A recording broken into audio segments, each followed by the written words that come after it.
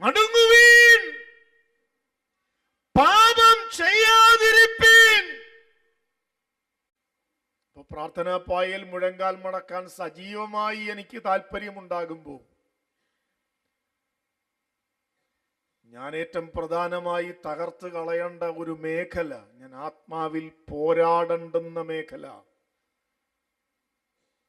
അത് യേശുക്രിസ്തുവിനായി എന്നെ സൂക്ഷിക്കുന്നത് കൊണ്ട്, അന്ത്യകാലത്ത് വെളിപ്പെടാനിരിക്കുന്ന രക്ഷയ്ക്കായി വിശ്വാസത്താൽ ദൈവശക്തിയാൽ ഞാൻ സൂക്ഷിക്കപ്പെടുന്നത് കൊണ്ട്, പിതാവിൻ്റെ സ്നേഹം ആ മേഖലയിൽ എനിക്കായി വെളിപ്പെടുന്നത് കൊണ്ട്, ഞാൻ എൻ്റെ മേൽ വ്യാപരിക്കുന്ന പ്രാർത്ഥനയുടെ വരത്തിൽ ശക്തമായി പ്രാർത്ഥിക്കേണ്ട പ്രാർത്ഥന എന്താ? ദൈവമേ, ഞാൻ ഇപ്പോഴും പ്രാർത്ഥിക്കുന്നു, വെളിപ്പെടാനിരിക്കുന്ന രക്ഷയ്ക്കായി വിശ്വാസത്താൽ ദൈവശക്തിയാൽ ഞാൻ സൂക്ഷിക്കപ്പെടുമെന്ന വചനത്തെ ഞാൻ വിശ്വസിച്ചിട്ട് ഞാൻ ഇന്ന് രാത്രി പ്രാർത്ഥിക്കുന്നു.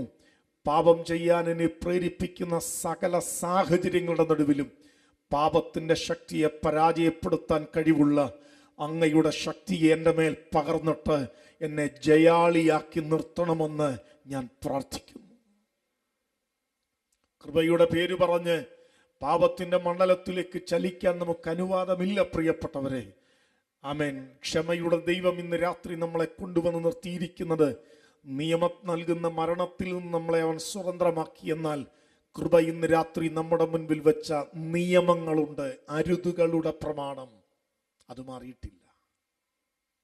ആ പശ്ചാത്തലത്തിലാണ് യൂദാ ലേഖനം എഴുതുന്നത്. അതേ പശ്ചാത്തലം ഗലാത്യ ലേഖനത്തിന്റെ ദൂതുകളുടെ പിന്നിലും നാം കാണുന്നുണ്ട്.